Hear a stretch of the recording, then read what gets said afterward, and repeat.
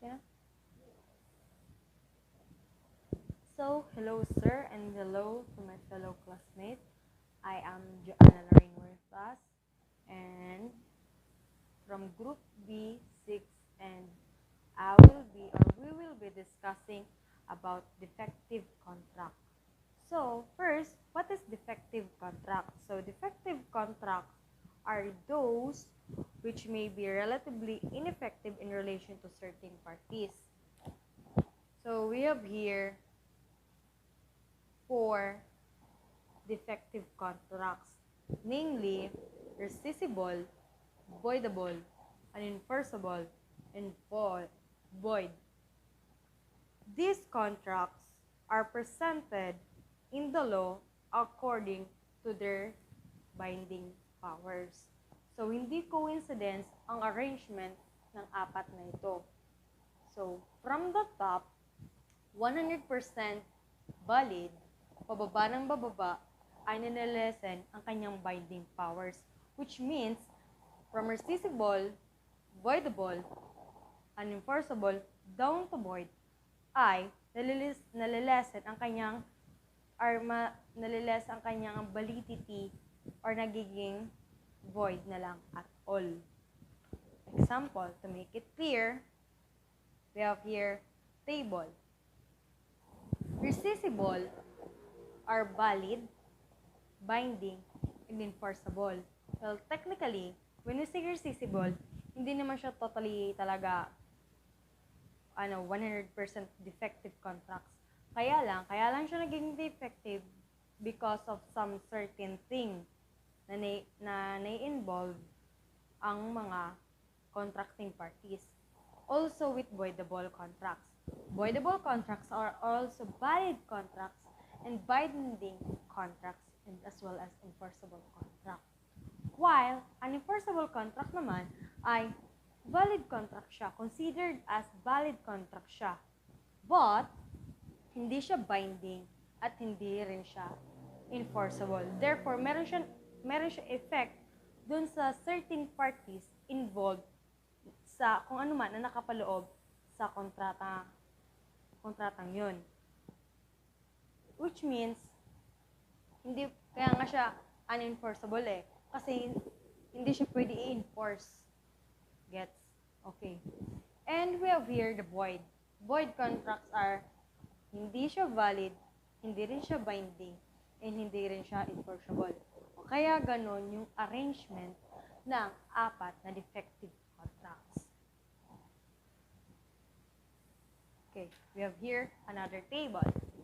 So, we have the comparison of four different defective contracts. First is rescindable. Why defective? So, bakit daw naging na-consider na defective ang isang rescindable contract? So, again, sabi ko nga, when we say rescindable contracts, hindi siya totally defective contract. Kaya siya naging defective, causes damage to third person. Meron particular or certain thing na nakalagay sa contract kung bakit ay na pwede maapektuhan yung isa sa contracting parties. And then, while voidable naman, kaya siya naging defective kasi nagkaroon ng defective when it comes to consent. Halimbawa, meron minor na involved dun sa contracting parties, depende yun kung ano ang magiging agreement ng contracting parties. Gets? Later on, we will discuss then further. This is just an overview about the four defective contracts or just a comparison. Next is unenforceable. Why defective? Kaya siya nagiging defective because of lack of authority of form. Meron pagkukulang sa mga papers or authority from the person involved or the contracting parties.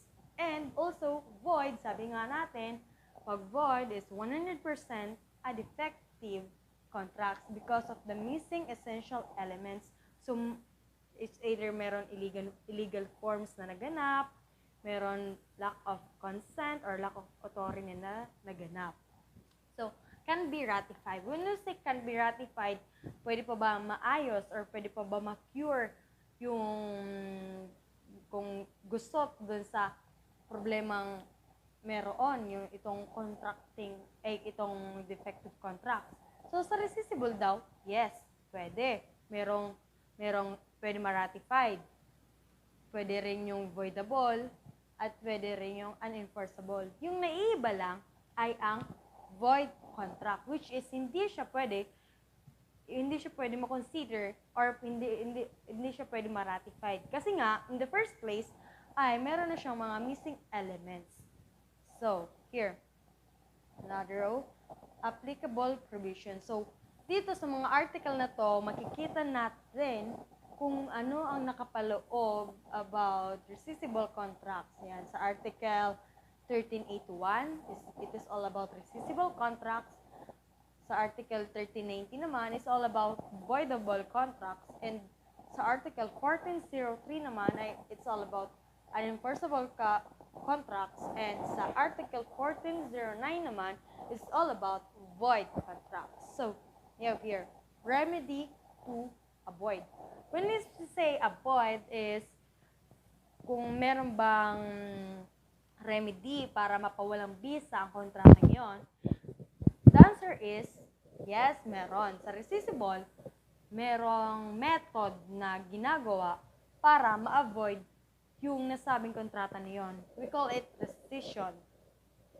As well as voidable naman, parang ang method na annulment is same lang ng rescission. Magkaiba lang yung term na ginamit. While sa unenforceable naman ay walang remedy kasi nga in the first place, unenforceable siya. So, at all, hindi mo na kailangan talaga ma-avoid kasi automatic, wala nang visa talaga yung kontratang yun. As well as, syempre, lalo na yung void contract. So, let's proceed. So, rescissible contract. So, we will tackle about rescissible contract naman. So, when we say rescissible contract, according to Article 1381,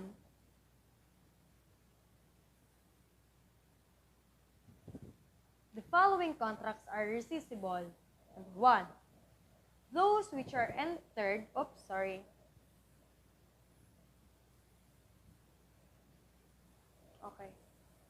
those which are entered into by guardians whenever the wards whom they represent suffer lesion by more than 1/4 of the value of the things are the object thereof.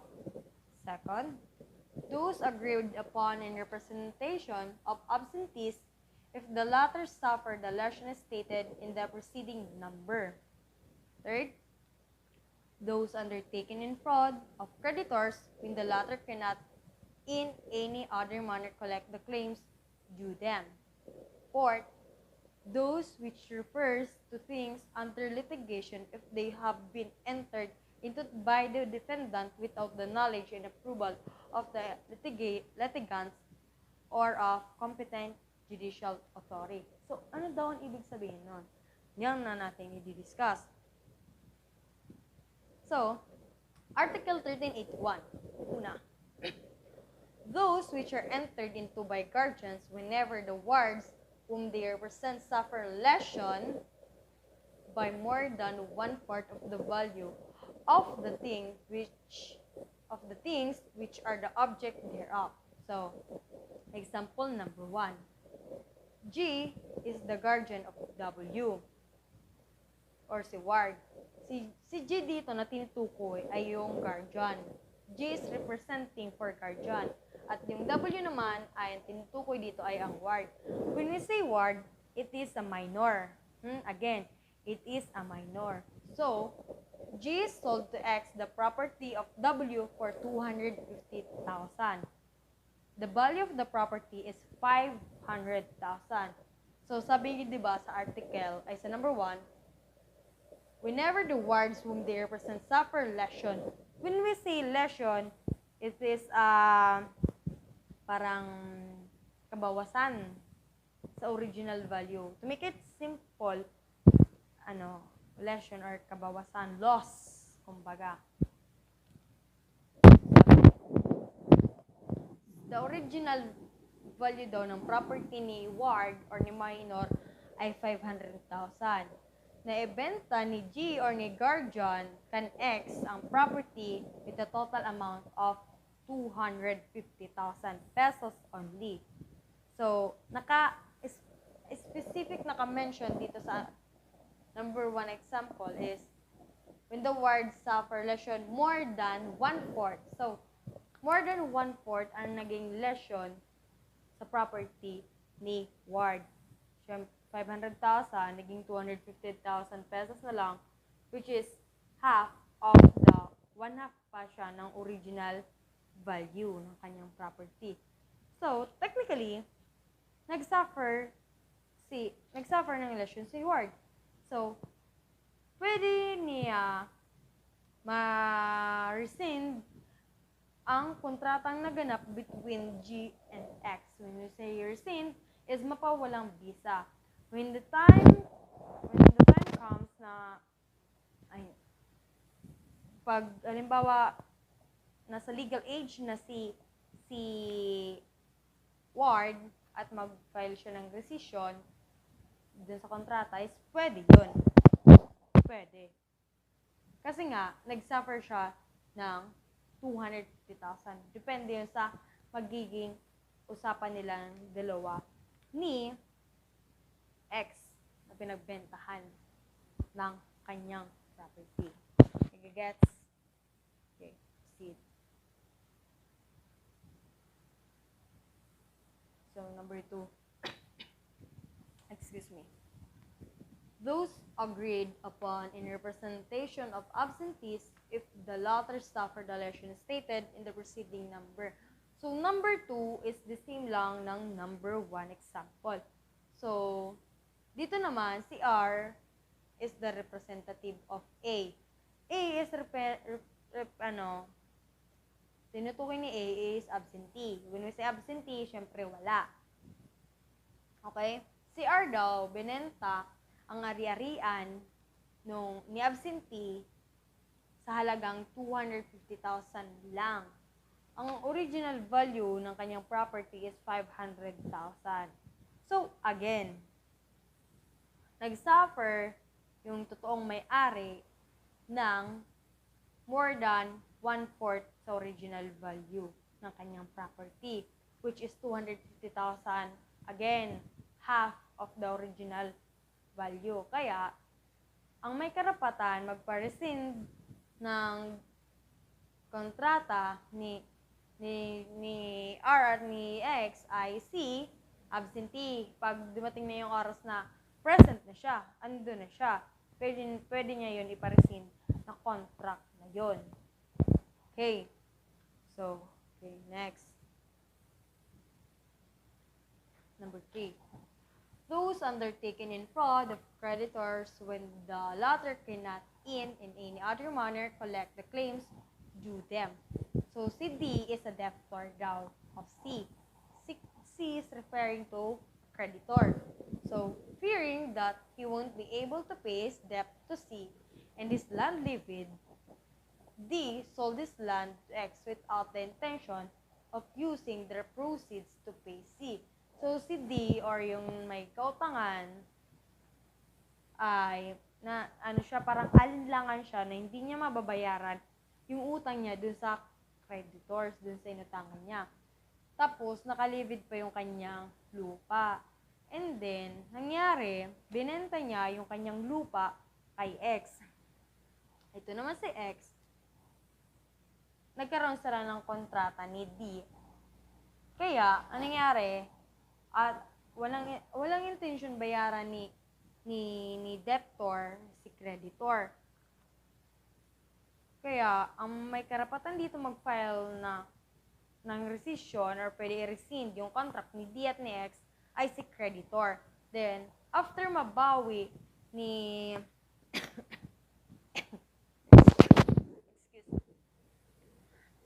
after mabawi ni D ang lupa niya, ay may habol doon si C para maging kabayaran sa utang sa kanya. Okay? Next. Understood? I hope you understand. Number 4. So, okay, again, number 4.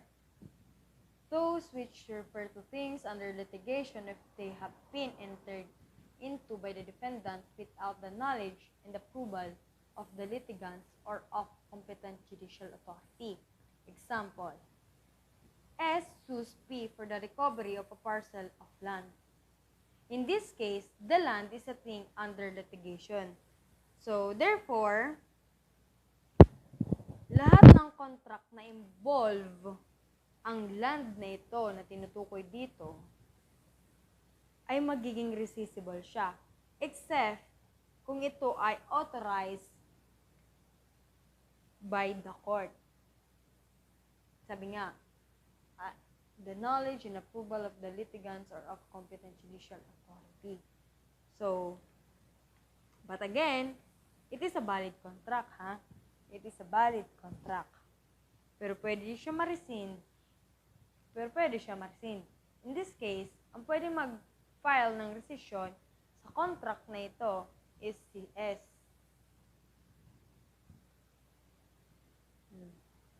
Si S ang nagkakarapatan na mag-file ng rescission ng contract na involve ang land na ito. Kasi in case man na ibenta ni B, ang land na yun, under litigation yun, or kumbaga, meron pa siyang may kailangan pang ayusin, tapos binenta niya sa iba na tao,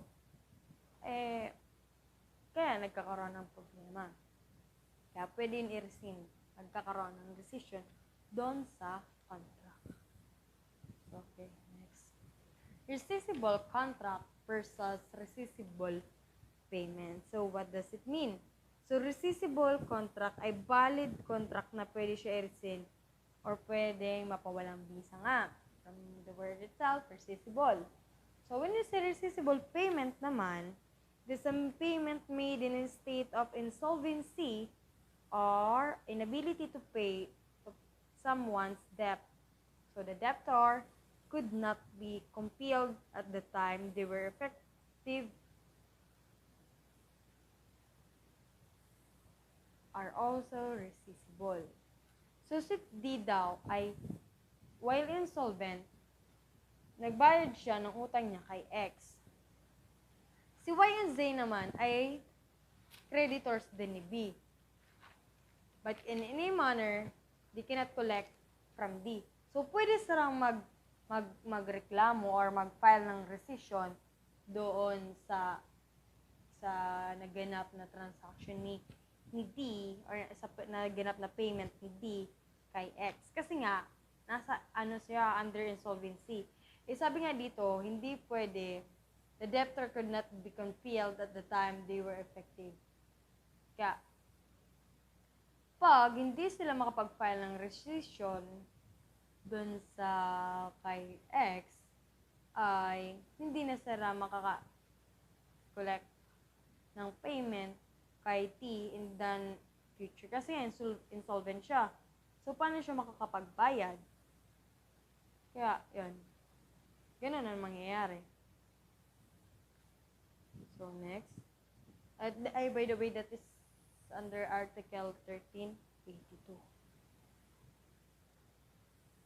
So, rescission. Ano yung rescission? Kanina pa ito paulit-ulit natin binabanggit.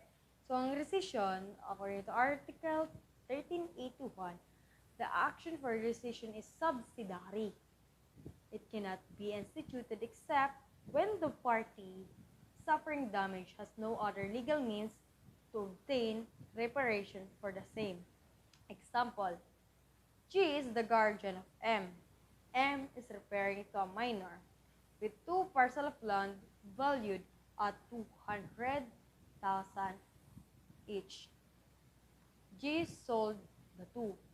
So, si guardian daw ay binenta yung ari-arian ni minor na 2 lupa sa halagang, 2 parcel of land sa halagang 200,000 pesos each.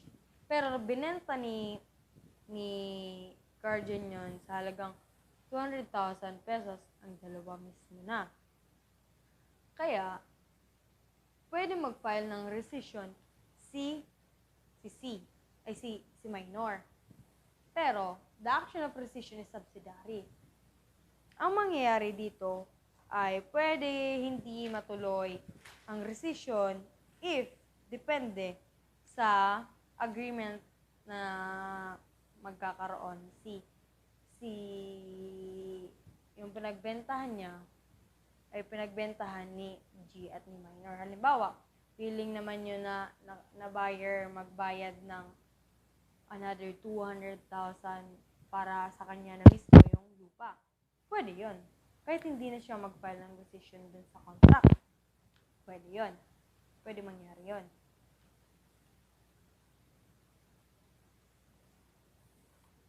Next. There's some missing.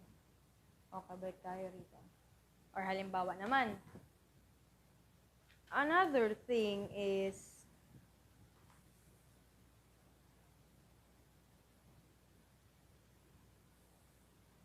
another thing dito naman sa rescission is halimbawa yung pinagbentahan ni guardian ng lupa ay nagbayad na ng 200,000 pesos. Pag nag-file ng rescission or ipa-rescind ni minor yung lupa na yon, ay hindi niya na pwede dapat pakialaman yung isang lupa kasi bayad na yon. Ang habol na lang niya is yung isang lupa which is hindi pa nababayaran. Doon siya may habol. Kaya, depende sa agreement nila or pag-uusapan nila ni yung nakapagbili ng kanyang lupa,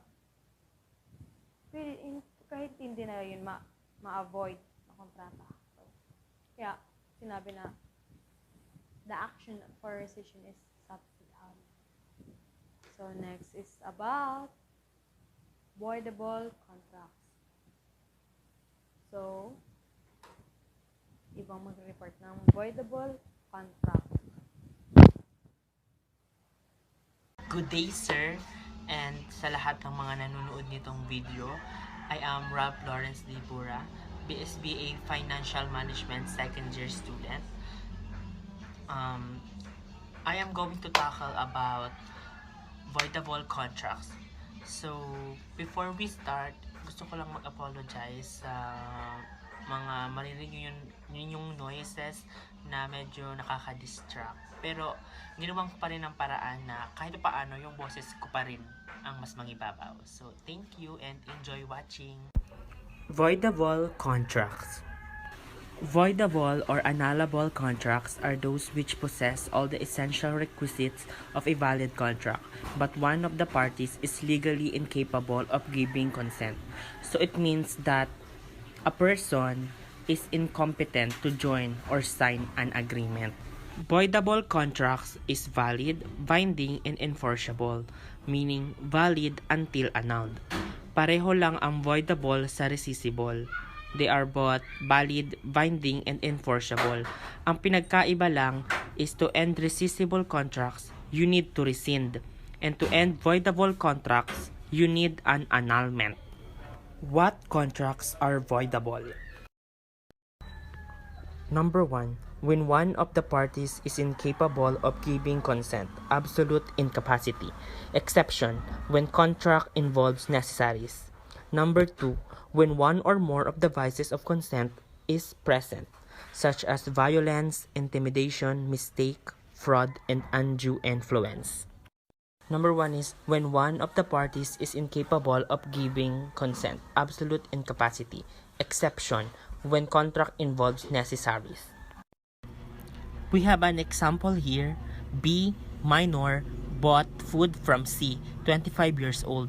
This contract may have been voidable, but it involves a necessary food. Therefore, this contract is perfectly valid. Sana voidable ito, pero may involved na necessary. And ito ang object ng contract kasi ang food is considered necessity or ng isang tao.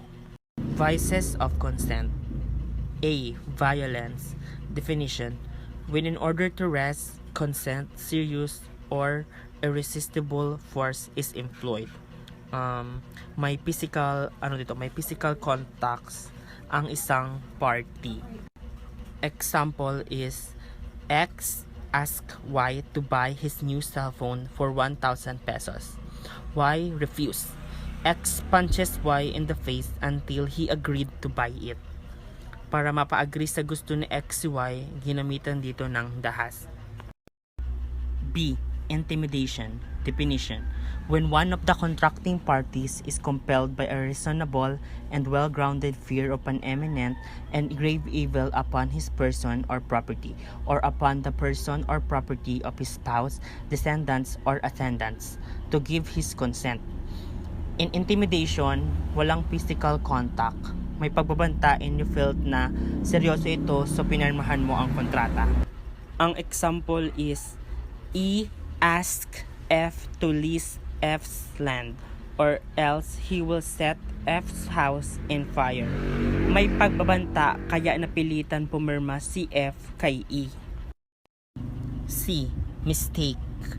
Definition: mistakes that refer to the substance of the object, identity, qualification of a person, or conditions that have principally moved one or both parties to enter into the contract.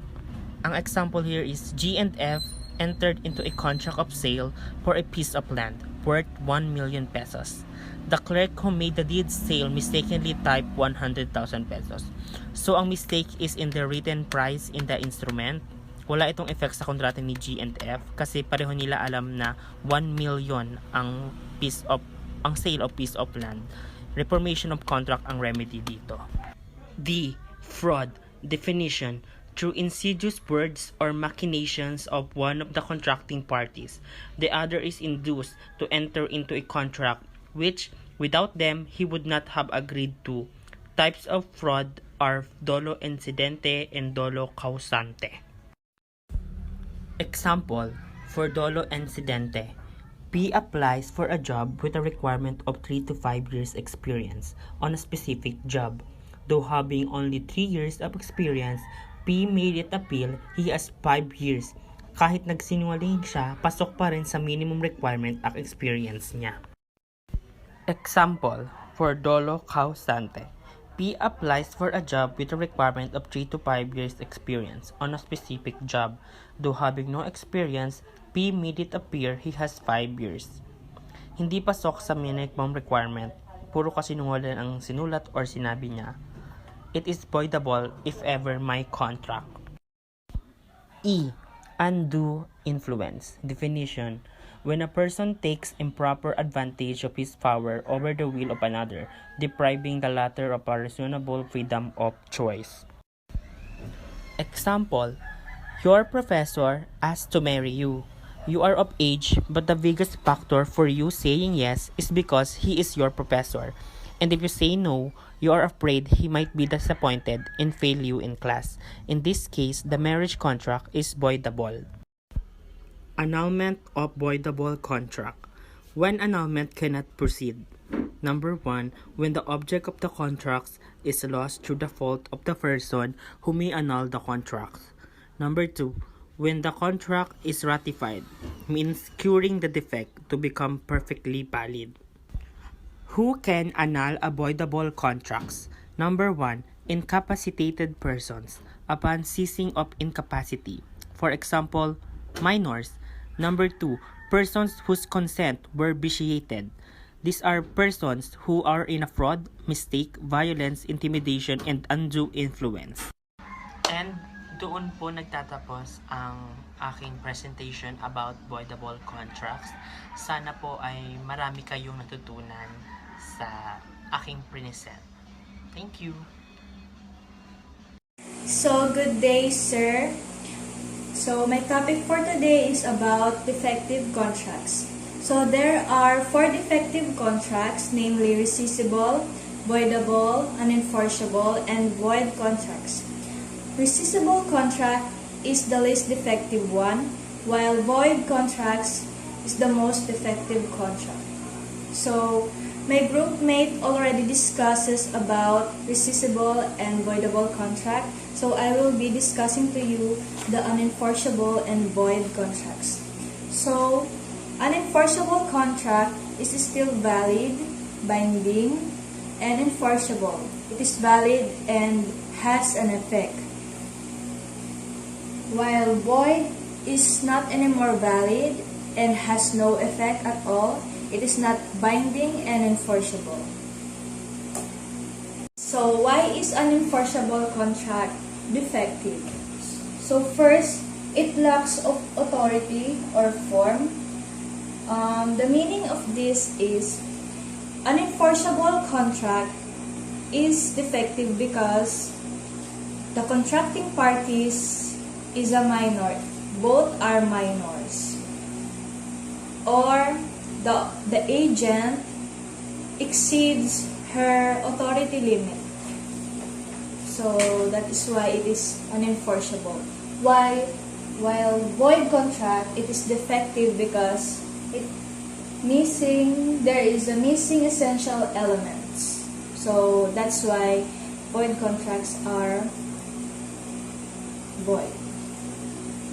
So unenforceable contracts can still be ratified, while void contracts cannot be ratified. So the applicable provisions for unenforceable contracts is Article 1403, while void contracts is Article 1409. So the remedy to avoid unenforceable contracts is none, while void contract also none. There is no remedy to avoid. So unenforceable contracts. So what makes a contract unenforceable? So first, unauthorized contract. So number 2, both parties are incapacitated. The meaning of this is both parties is a minor. Number 3, transactions under statute of frauds. Statute of frauds. So unauthorized contracts. The example will be A, representing himself as agent of P, sold P's land to B. So si A nagre-represent as agent ni P, tapos binenta niya ang lupa ni P kay B. So unauthorized contract dahil hindi alam ni P na binibenta ni A yung lupa niya kay B. So, si A, in-exceed niya yung authority niya. So, wala siyang authority na mag-sell ng land ni P kay B. Dahil extension lang siya ng personality ni P, the owner. Si P yung owner.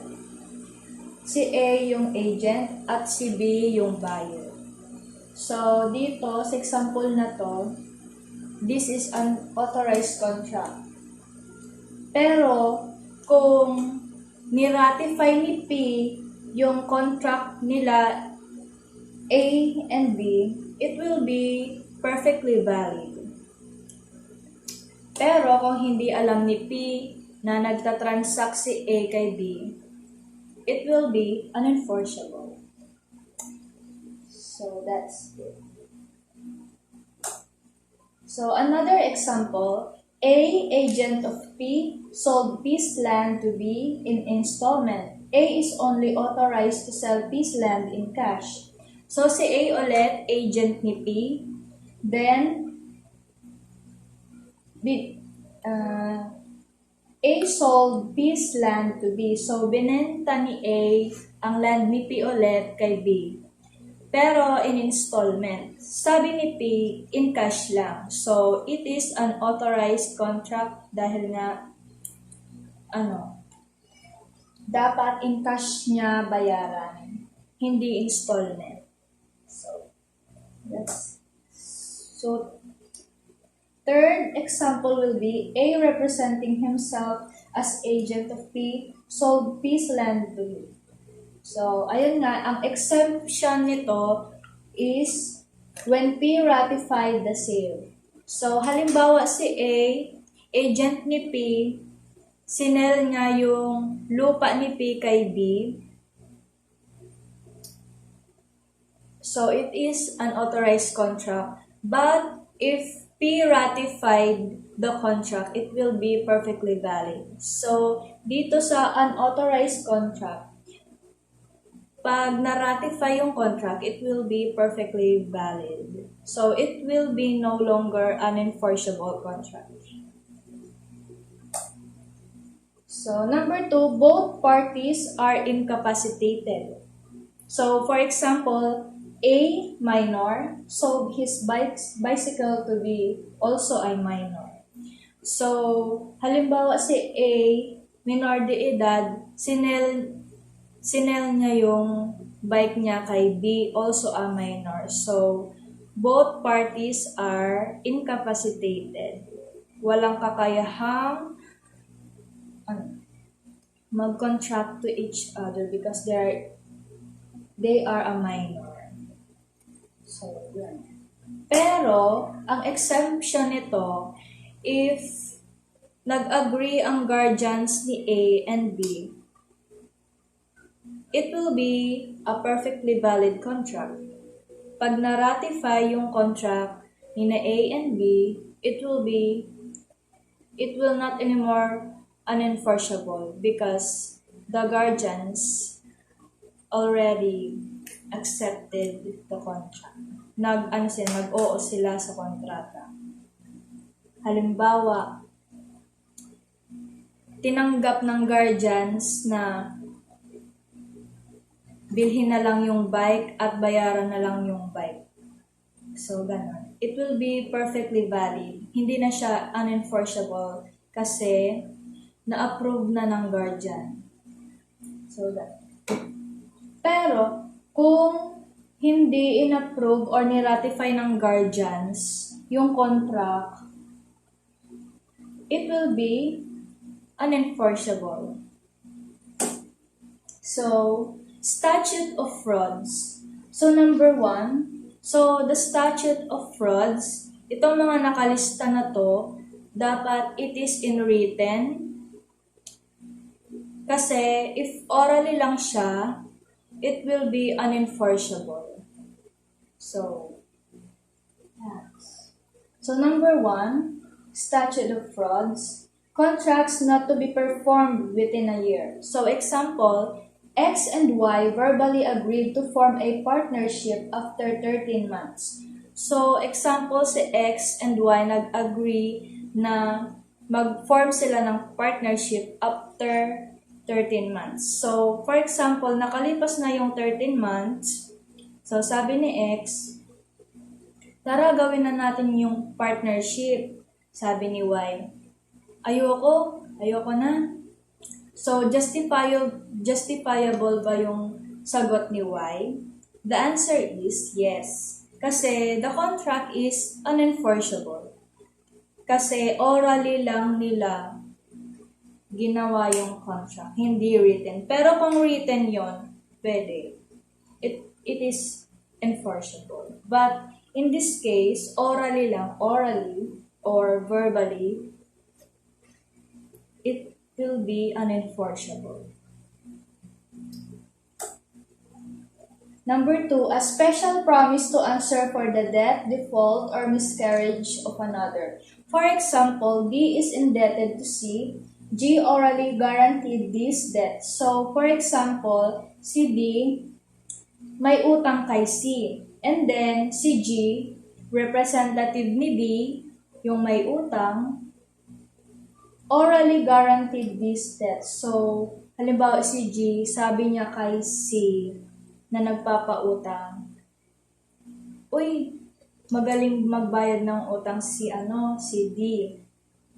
And may capacities siya to pay the debt. So, maganda ang pagkakapakilala ni G kay D. So, si C naman, pinautang si D. So, ano ang mangyayari? Kapag hindi nagbayad si D kay C, pwede bang habulin ni C si G na representative ni D? Hindi, dahil the contract is unenforceable. It is formed orally. Pero kung written yung contract, pwedeng humabol si C kay G.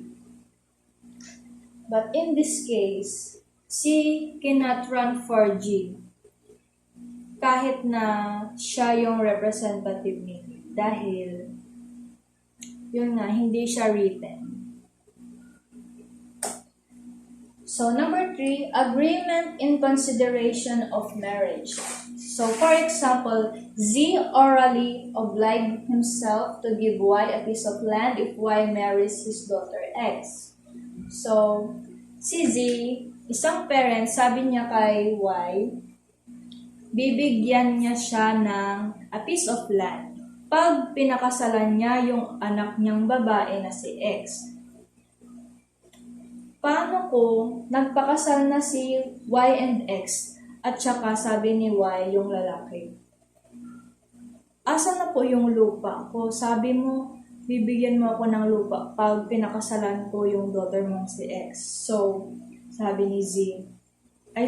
Si Z hindi siya obligado na bigyan si Y ng lupa dahil it is made orally. The contract is made orally.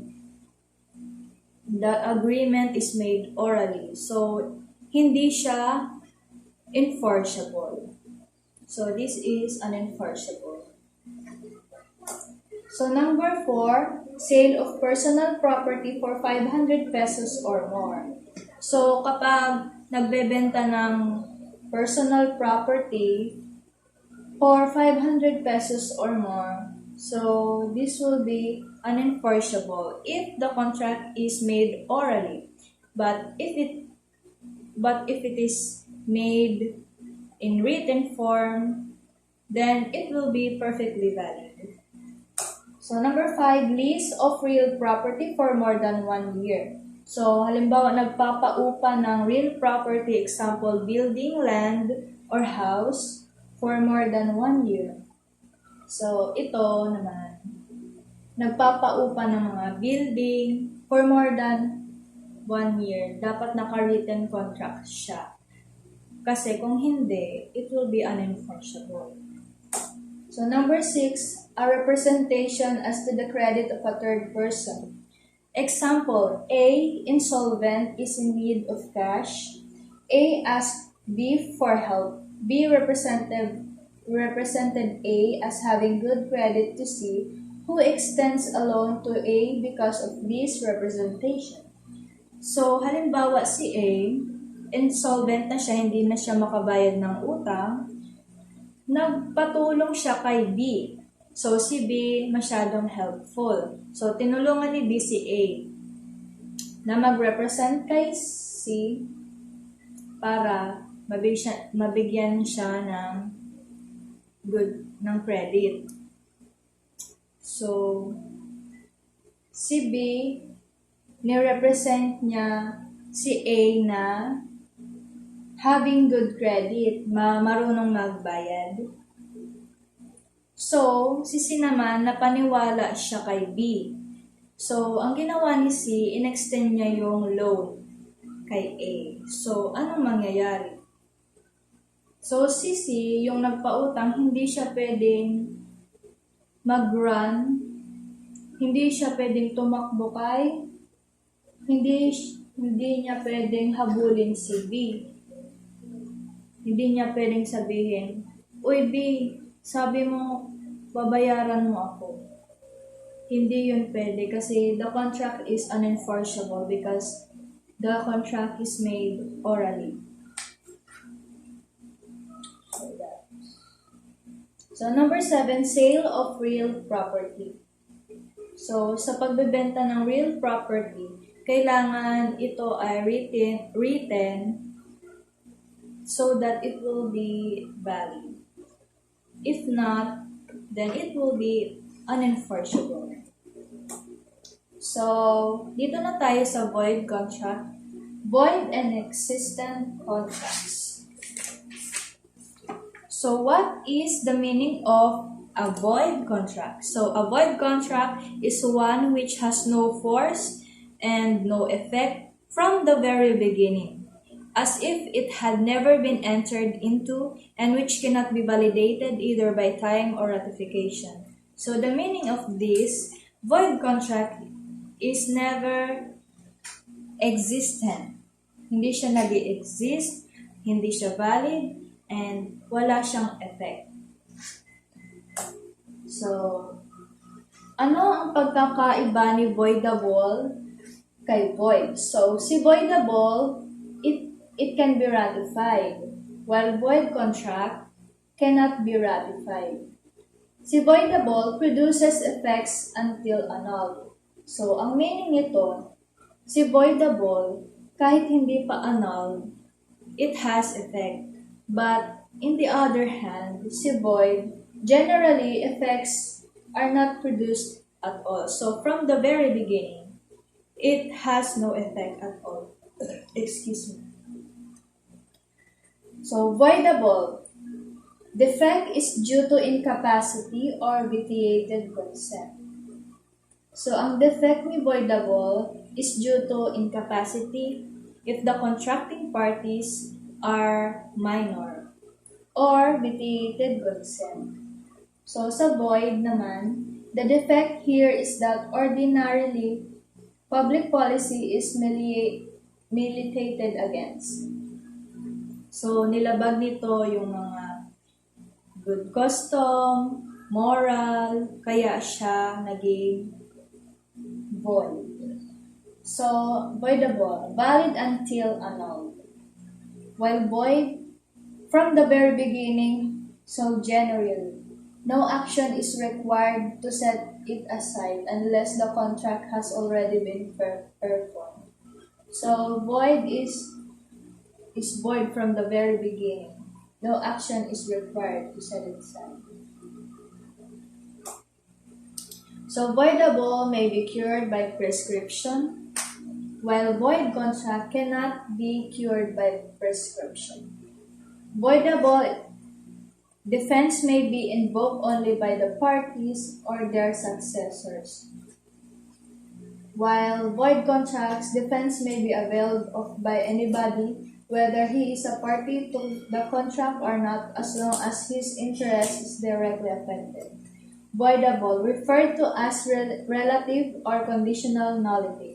Void, referred to as absolute nullity. So, ang pagkakaiba naman ni unenforceable kay void is that si unenforceable may be ratified, si void cannot be ratified. Unenforceable, there is a contract but it cannot be enforced by a court action. So, sa unenforceable, there is a contract pero hindi siya pwedeng ma-enforce ng court to action because dahil nga dun sa consent or lack of authority or form. Sa void, there is no contract at all. So, sa void, wala talagang nag-exist na contract from the very beginning.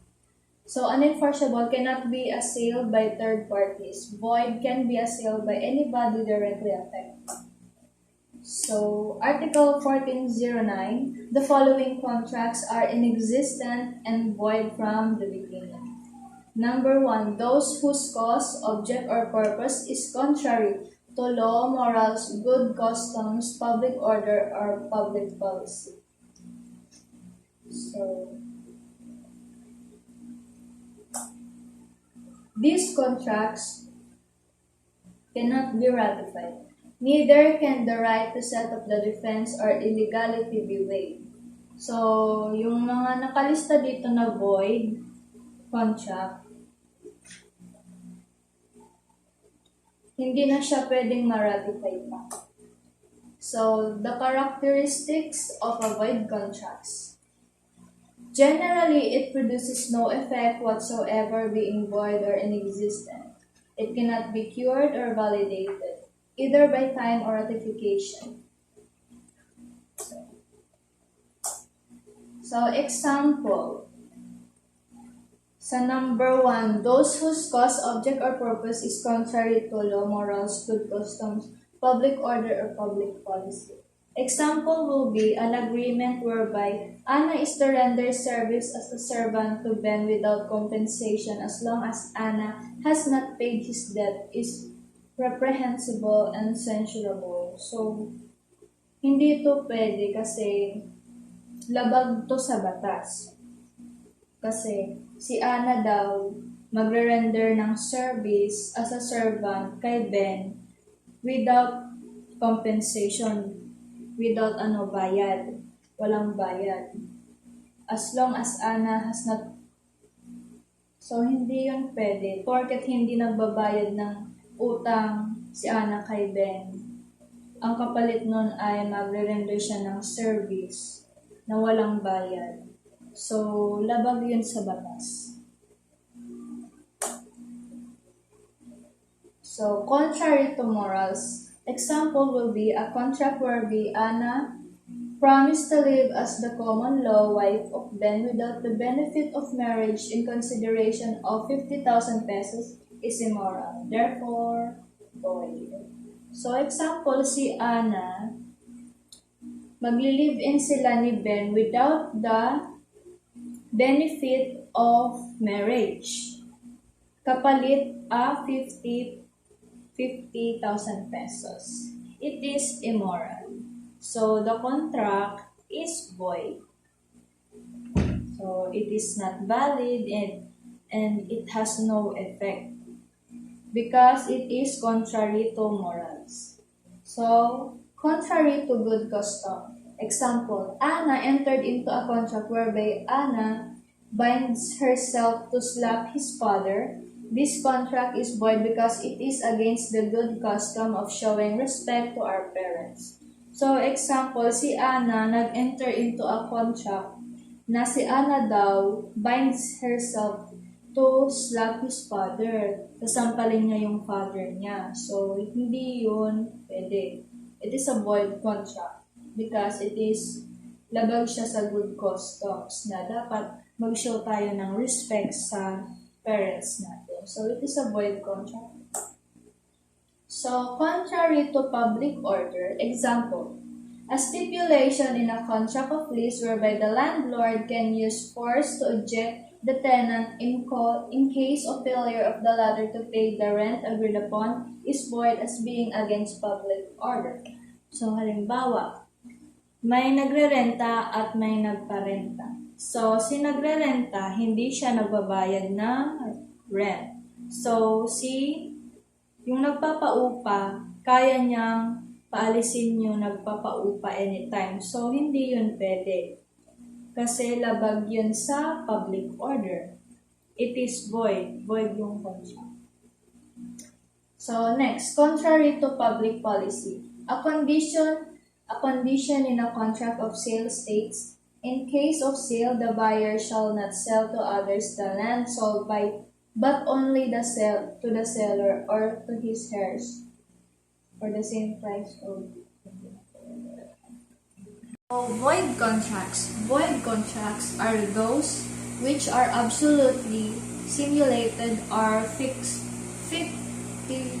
fictitious. Example will be Anna is indebted to Ben. Upon learning that Ben is going to enforce her credit, Anna pretended to sell her land to Philemon, his father-in-law. Anna did not receive a single centavo for the deed of sale she executed, and she continued in possession of the land as the contract was merely simulated or fictitious.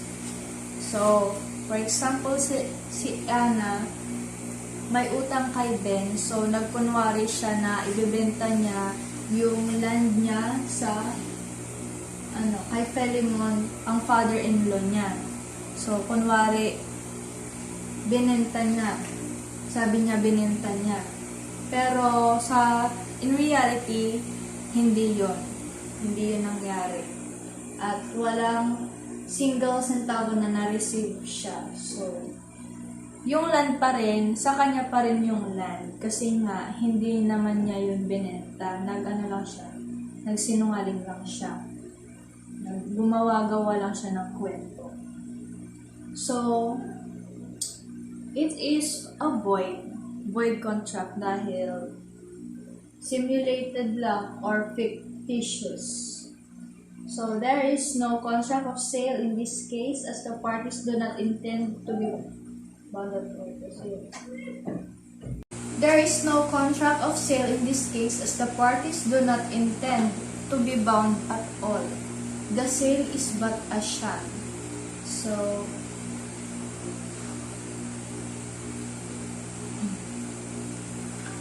next. Number 3. Void contracts are those whose cause or object did not exist at the time of transaction. So, for example, Sandra sells to Ben a parcel of land. In the deed of sale, 100,000 pesos is stated as the price of the land. If this statement is false, then there is no contract of sale. So, number 4, those whose object is outside the commerce of men. If the object is outside of the commerce of men, such as sidewalks or public plazas or public bridges, they cannot be the object of the contracts of alienation, but may be the object, for example, of a contract of repair. So, dito sa those whose object is outside the commerce of men, example, shabu. So, dito po sa those whose object is outside of the commerce of men, so example, shabu. So, hindi yun pwede ang object ng contract kasi bawal na ipagbenta yung shabu. Mga drug, illegal drugs, hindi yun pwede maging object ng isang kontrata. So, it is the outside commerce of men. Yun ang dahilan. So, number 5, void contracts are those which contemplate an impossible service. So, for example, sasabihin mo, kaya mong lumipad mag-isa, so hindi pwede. Another example will be if a blind man enters into a contract which requires the use of his eyesight. So, pumasok siya sa isang contract na blind man siya, pero kailangan na nakakakita siya. So, it is impossible. Blind man tapos sabihin mo makakakita. So, it will be void. Imposible yun na mangyari. So, number 6, void contracts are those where the intention of the parties relative to the principal object of the contract cannot be ascertained. So, for example, Anna sold his land to Ben. Her land to Ben. Anna has many lands. It cannot be determined which land was intended by the parties to be the subject of the sale. Therefore, the contract shall be null and void, and it is as if the parties have not entered into any contract at all. So, the contract is void kasi si Anna, binenta niya yung land kay Ben. Pero, hindi nila alam kung alin doon sa land ni Anna dahil maraming land si Anna. So, it is void. Dahil nga, hindi nila ma-determine kung alin doon yung dapat kunin ni Ben. Dahil maraming lupa si Anna na pagmamayari niya. So, number 7, those expressly prohibited or declared void by law. Example, contracts upon future inheritance except in cases expressly authorized by law. So, halimbawa, pinamanahan ako ng parent ko ng isang bahay. So, hindi ko yun pwede ibenta na bahay sa ibang tao kapag buhay pa yung parents ko. Kasi, yun ay isang mana. So, ang mana, valid lang yun kapag pag namatay na yung parents, saka ko pala makukuha yung mana. So, hindi ko pwedeng ibenta yung house sa ibang tao na buhay pa ang aking parents. So, ganun. So, thank you very much. My report is done.